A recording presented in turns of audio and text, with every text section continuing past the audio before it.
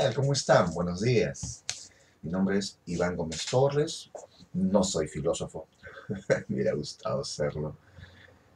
Pero veo la necesidad de aprender, ¿no? Yo recuerdo en algún momento de mi vida que la forma de conocer filosofía era o leyendo los problemas filosóficos o leyendo la historia de la filosofía. Bueno, les comento, soy abogado.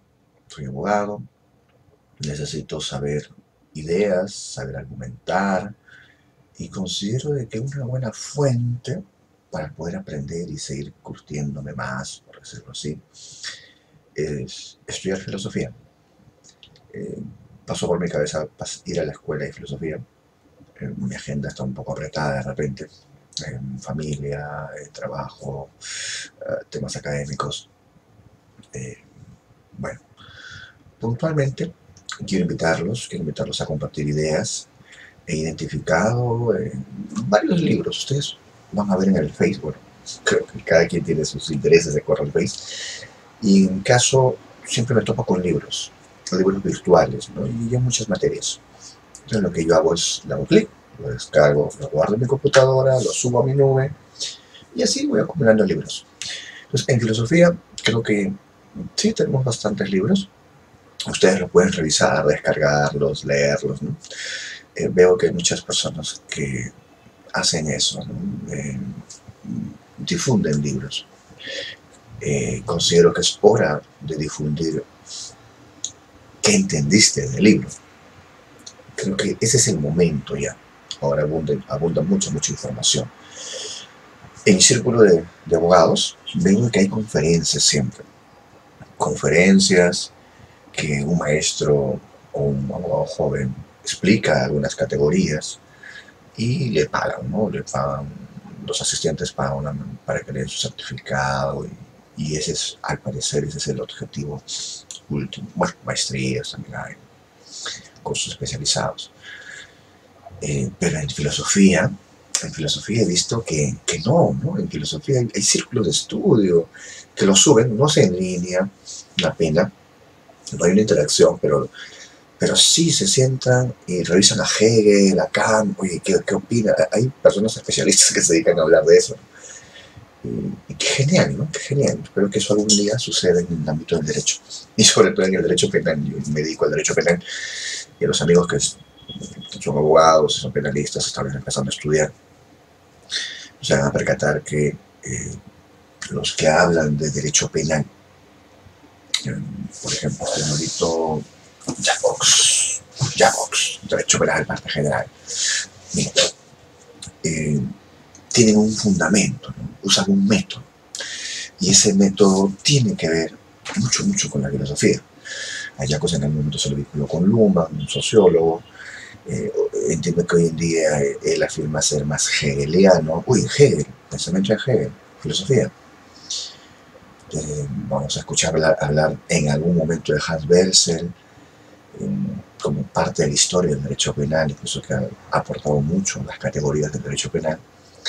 Y Hans Belsel bebe de la ontología, de Nicolai Hartmann, entiendo de la fenomenología, y nuevamente, derecho penal. Bueno, yo quiero ser penalista. Tengo que conocer filosofía.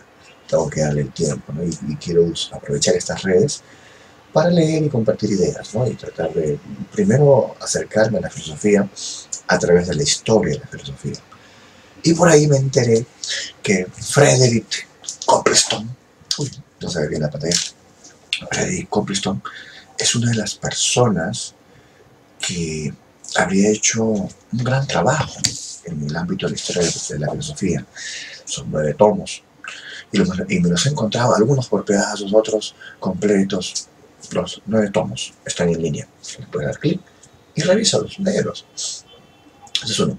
También me he enterado que otro de los grandes maestros es Bertrand Russell, espero pronunciar bien, que también ha trabajado historia de la filosofía, incluso en la década del 40, la BBC de Londres los puso a debatir. Y uno de los grandes debates que se tocó ahí fue la idea de Dios.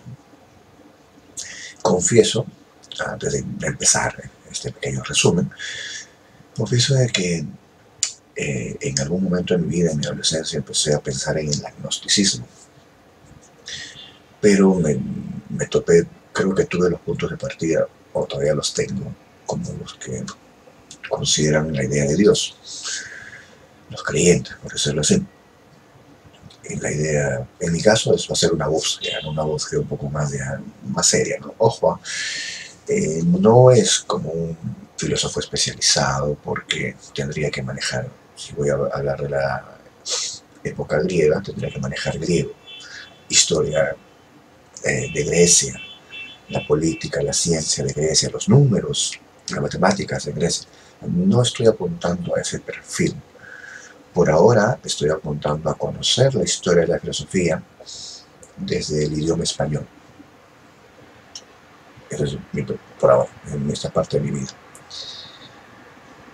Este libro, Frederick Copleston, me llamó mucho la atención porque al inicio él se confiesa tomista.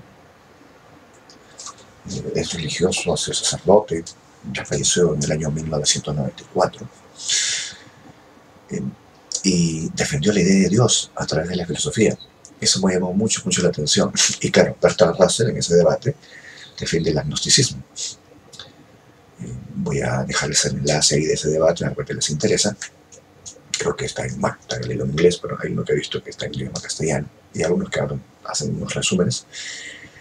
Así que amigos, para mí primero será empezar por historia de la filosofía con Frederick Copleston, y espero conseguir en algún momento toda la colección de Bertrand Russell en historia, y luego poco a poco entrar a los autores.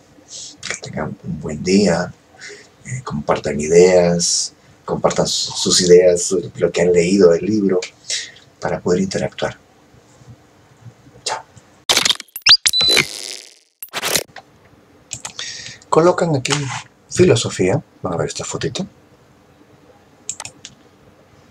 y van a entrar al fanpage, los que están viendo esto desde el YouTube, y de ahí van a poder, por ejemplo, ingresan acá a esta foto principal, y aquí ustedes van a poder ver un saludo, ¿no? Y este enlace te va a derivar a todos los libritos que he ido coleccionando de filosofía. Ojo, ojo, si le das clic, adivina que no van a aparecer. ¿Por qué? No sé, de repente es un tema de Facebook, no lo sé. Así que yo recomiendo que copies, sombreas, copias y pegas. Y ahí está, esta es mi nube, ¿no? Mi nube. Miren, le damos clic, no figura. Así que no te asustes, no te pongas triste.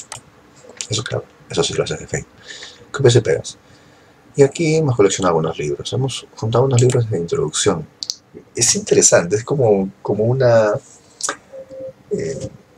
caricatura, como una historieta, ¿no? Y algunos libritos que también tratamos. Algunos son malos, ¿sabes? En el sentido de no está bien el PDF, ¿no? Pero seguimos buscando, descargando, hasta algunos encontramos muy bonitos escaneos. Yo me animé a revisar este librito de la filosofía para principiantes, de Platón hasta hace rato. Miren, es gracioso. Hay otro todavía que es más gracioso, pues, filosofía para principiantes, un esquema. El niño y la filosofía, hay varias cositas pequeñitas. Yo creo que para empezar de menos a más no me parece mala idea. Una vez me entrevisté con un profesor, yo estudié Derecho en San Marcos, una universidad nacional, en el Perú, en Lima. Me dijo, oye, hoy en día filosofía, para aprenderlo, lo puedes hacer desde colocar Google, ¿no? Colocar Google filosofía, y así en algún momento me puse a revisarlo. Bueno, quiero que sepan que descargan, ingresan a las carpetitas. Por ejemplo, yo quiero que revises esto. Qué simpático. No está completo. Bueno, hay algunas hojas que faltan en el primer tomo, pero el segundo tomo ya es demasiado. Voy a tratar de ubicarlo completo. Ojalá que pueda.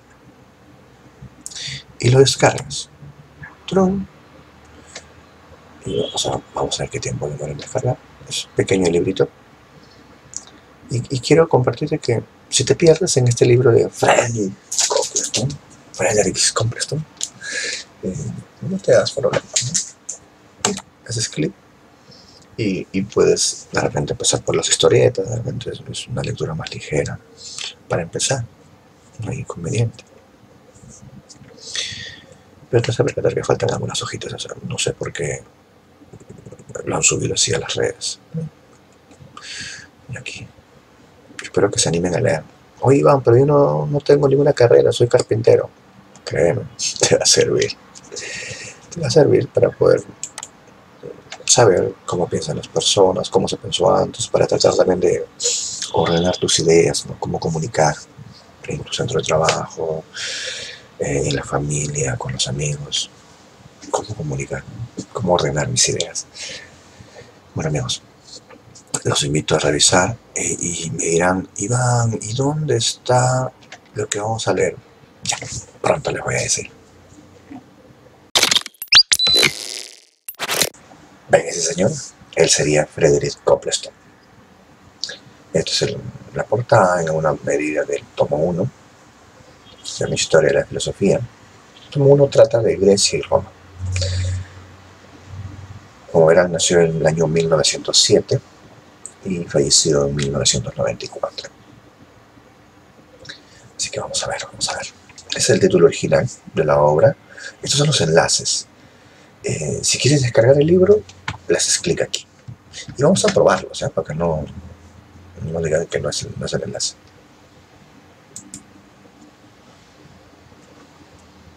Vamos a hacerle el clic.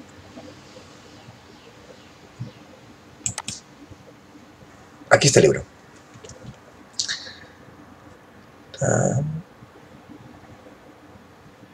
Por cierto. Por lo menos hasta el momento no le he encontrado pesada la lectura. Es liviana, es como si te conversaras, es como si tuvieras un maestro a tu costado, ¿no? Así que tenemos muchas expectativas en este libro. Bien, a su momento abrimos el enlace de todos los libros de filosofía que tengo. Vamos ahora a abrir una carpetita en donde están los libros de Copleston, Frederick Copleston, que he podido ubicar. Ojo, no he visto otros libros más allá de lo que es historia de la filosofía. Así les va a parecer a ustedes. Claro, solamente Copleston. Esto ya es parte de la ruta, ¿no? De los libros que yo tengo.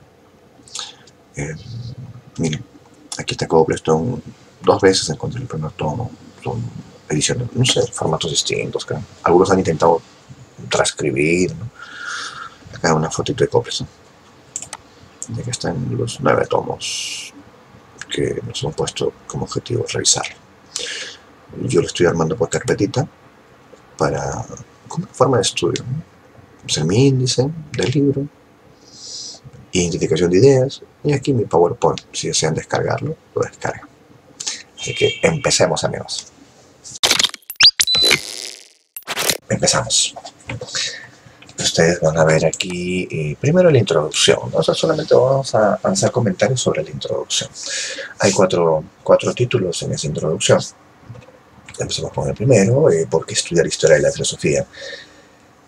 Me parece gracioso. Yo me imagino que para esa época, en la década del 40, entiendo que salió el primer tomo, está bien, para que seas culto, para que te digan que eres culto. No solo tienes que saber historia. Ojo, acá habla de las...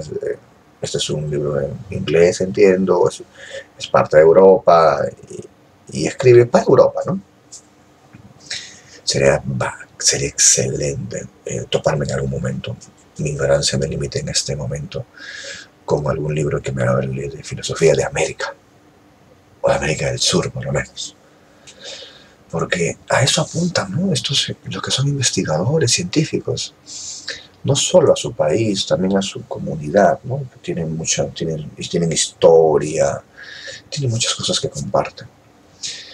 Y los americanos tratamos de ver qué pasa en Europa, ¿no? Bueno, esa es una de las cosas que siempre me pasa por mi cabeza. Bueno, para que te digan que eres culto. No, yo tomo una mala, ¿no? No me interesa que me digan que soy culto, no. Otro argumento, para no meternos en callejones sin salida, donde otros han sabido salir. Bueno, ojo, esta es la idea que yo he encontrado. No vas a encontrar de forma literal que diga esto. Vivo en un condominio haciendo algo ahí. Bueno, Me parece interesante, ¿no? Porque a veces dice, oye, hay personas que quieren saber, yo imagino, a ver, el origen de todo, ¿no? Algunos dijeron que el origen de todo está en el fuego, por ejemplo, y eso vamos a verlo más adelante. Pero no, no hay que repetir los mismos errores, ¿no? ¿De quiénes? De otras personas que han estado filosofando, ¿no? Y acá estamos empezando por el pensamiento europeo, por si acaso. No vamos a hablar de China, ni de Asia. No. Mucho menos de América, ¿no? De Europa. Y acá dicen, no basta filosofar, no basta estar pensando, ¿no? Evaluando. Hay que reconocer lo que han hecho otros antes. Que una filosofía preceda a otra no significa que la anterior sea falsa. Yo creo que aquí empieza a defender su posición, ¿no? Yo soy tomista, pues, ¿no? Y supuestamente desde la época escolástica, y supuestamente después ya hay otros pensamientos, ¿no? Pero él dice, no, acá tiene la historia, yo me quedo con esto, con el tomismo. Por eso es que afirma que haya quedado en la historia y que otros hayan avanzado no significa que sea mejor, ¿no? ¿Por qué? Porque la filosofía crece y se desarrolla. Sus puntos de vista pueden cambiar y renovarse o aumentar en número. Y acá entiendo que puedes tener más problemas o tienes un problema y varios enfoques, varios tipos de respuesta. Parece que todavía sigue siendo un poco muy general, ¿no? Pero bueno. Tiene como premisa, aquí sigue el autor, el término filosofía verdadera o filosofía perenne. Ahí como que, si bien es cierto, soy bisoño, soy nuevo en este rubro, ya de forma, espero yo, disciplinada, no me llama, no me convence, no me llena hablar de este término, filosofía verdadera o filosofía perenne. Como que me da una idea de que hace ahí, de que hay algo pétreo y algo en todo el tiempo, en todo el espacio de mantenerse. No comparto eso. No me llama la atención. Pero bueno, eso ideas del autor. Y entiendo de que lo que deberían entenderse, valga la redundancia, por filosofía verdadera, es porque contiene principios y aplicaciones que no son estáticos y completos. Son susceptibles de desarrollo y modificación. Yo no entiendo por qué hablar o por qué usar ese término cuando realmente no va a ser perenne, ¿no? Yo no uso el término verdadero, perenne. Perenne da una idea de que se mantiene en el tiempo. Salvo que lo que se mantenga en el tiempo sea siempre cuestionar, desarrollar, modificar, ¿no? Si es eso, aún así no me quedaría con el título. Bueno, sigamos. ¿Cuál es la naturaleza, ¿no? De la historia y la filosofía? ¿Información acumulada? No. Ojo con eso. No. ¿Es un progreso continuo? No necesariamente, también te dice el autor. ¿Que va así en espiral o es continuo? No. ¿Es una línea curva? Para él es una línea curva. Claro, cita otro autor ahí. Hay una continuidad, una conexión, acción, reacción, antítesis. Y entiendo que siempre va a haber movimiento en los pensamientos, ¿no? Siempre va a haber un cambio. Bueno, el contexto histórico. El contexto histórico es muy importante, al parecer, para poder entender por qué pensaba así Platón, ¿no? Ojo, en esa época del gran Platón, Aristóteles, habían esclavos. Y es como que yo me imagino que en la época nazi, bueno, también estoy exagerando, ¿no? En la época nazi, en donde hubo genocidios, ¿no? Atrocidades, los filósofos que hubo también, se les reconoce, ¿no? Así como un Platón, ¿no? En Platón, un esclavo no tenía la vida normal día, ¿no? El esclavo. Pero aún así se le reconoce el pensamiento que pudo crear, que pudo dejar en la historia, ¿no? Bueno, el contexto histórico es importante para poder saber por qué pensaba así, ¿no? Por qué dio ese aporte. Ahora, una hilación lógica no necesariamente es en sentido estricto, pero sí existe una hilación lógica en la historia de la filosofía. También nos menciona que tratamos de buscar la verdad, ¿no? con la historia de la filosofía se trata de buscar la verdad, pero desde la razón discursiva. Imagino que un discurso, bueno, yo pienso verdad, razón. Tratar de dejar ahí esa idea. Podemos equivocarnos, inclusive por factores muy extraños, pero podemos equivocarnos, eso hay que reconocerlo también. Y aquí es donde el autor dice, señores, por si acaso, soy tomista. En un sentido amplio, yo entiendo por qué considera la filosofía perenne, pero soy tomista. Y en ese debate que les comenté de Frederick Copplestone con Bertrand Russell, en ese debate también me afirmo, no soy tomista, pues, ¿no? Y creo en Dios, y además es sacerdote, pero igual no quito de que sea un excelente trabajo de historia de la filosofía. ¿Cómo estudiar historia de la filosofía? Aquí te da unas pautas, ¿no? Y considero de que si tienes un oficio o una profesión, son pautas que te pueden servir, ¿eh? Que te pueden servir para lo que estás haciendo también, para mejorar lo que estás haciendo, ¿no? En mi caso, soy abogado, me dedico al derecho penal, y me parecen muy interesantes estas pautas. Un sistema filosófico, pienso yo, y perdóname, voy a hablar siempre en función a un abogado penalista, o bueno, intento hacerlo. Hegel es un pensamiento que ha calado mucho en muchos pensadores en el derecho penal. Kant, de igual forma. Entonces, para conocer este sistema filosófico, las circunstancias en las cuales surgen las conexiones históricas, también tengo que conocerlo. La psicología del filósofo. Aquí yo entiendo que como que trata de saber cómo es el filósofo, ¿no? Y aquí, yo también veo Bullet Magnus, no sé si han leído alguna vez, si han visto alguna vez en YouTube. Una forma interesante, amena de saber algunos conocimientos, ¿no? Y recuerdo mucho, no he leído ese libro todavía, que hablan de la vida sexual de Kant, ¿no? Más o menos así es la idea, en donde Kant estuvo siempre en su ciudad y nunca tuvo una pareja. Una señora ricachona parece se le acercó, pero no. Bien aburrida la vida sexual de Kant, ¿no? Pero nos está diciendo de que incluso las personas sabían qué hora era cuando Kant pasaba por determinado lugar, porque su vida era así, ultra disciplinada.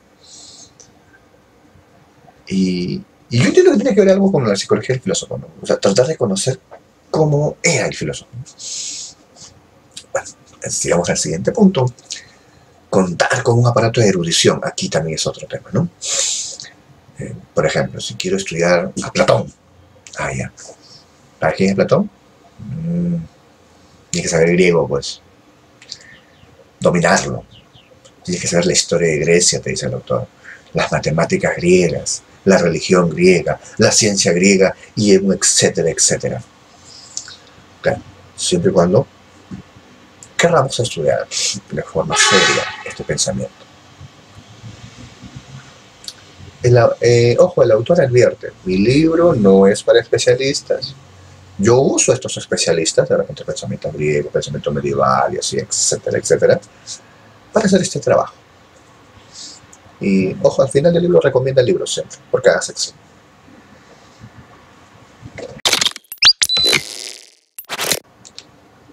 Filosofía antigua.